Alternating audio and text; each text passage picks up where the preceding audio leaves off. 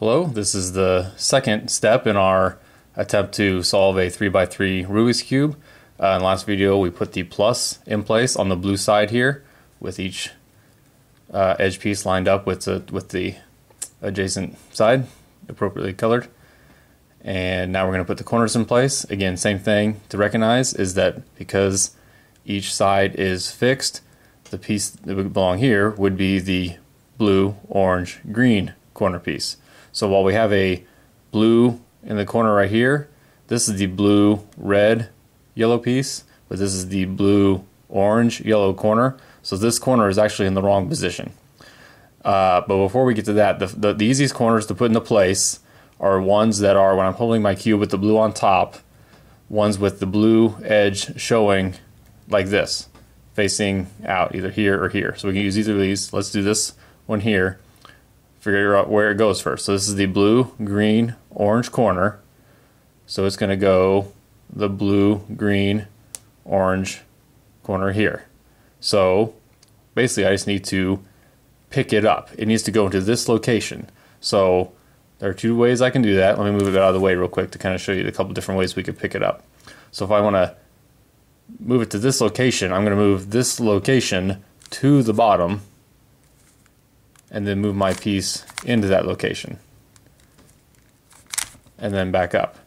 Now there are two ways to do that. That happened to be the right way, but if I picked it up by putting this side down and moving it into that location, see how it's in the same spot but it's oriented wrong. So you need to be very careful about which way you pick it up, and once you get enough practice, it's pretty easy to recognize when is the right way to do that. Basically it's going to line up before you even move it to the top. So I'm going to move my blue, green, orange piece out of the way, move the green side down towards its orange side. Now I can move that piece into the spot, and you can already see my green and my blues are lining up, and I move it up, and now the orange matches too, and now that piece is in the correct place. Let's see if we have another one along the bottom here. This one here is the orange, yellow, blue piece, so it will go here where this one is in the wrong place.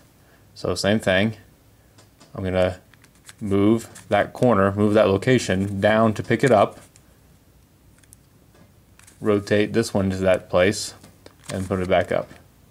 Again, if I had the wrong way to do that, if this piece were, well, there's two ways to move this corner, here or here. If I move it here, I'm actually chasing away the piece I'm trying to move in. So if I moved it out of the way and then did that, this is picking up from the wrong way where it would be oriented wrong. And again, I have to move it off of this plane here, or I'm just going to be chasing it the whole way. So move it off of that plane, bring it down here to pick it up, and then bring it back.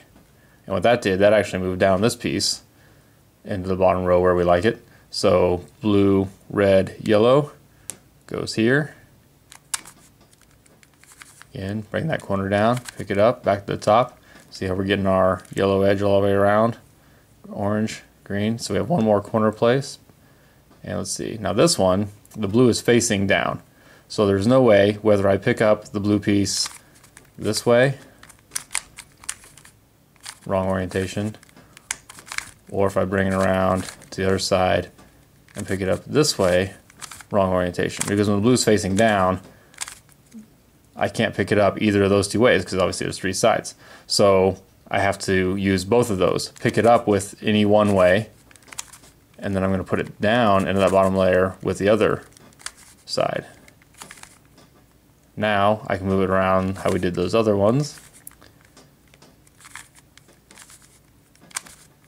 And here we have our blue side completed, but also have already set up the green, the red, the orange, yellow, and all the way around.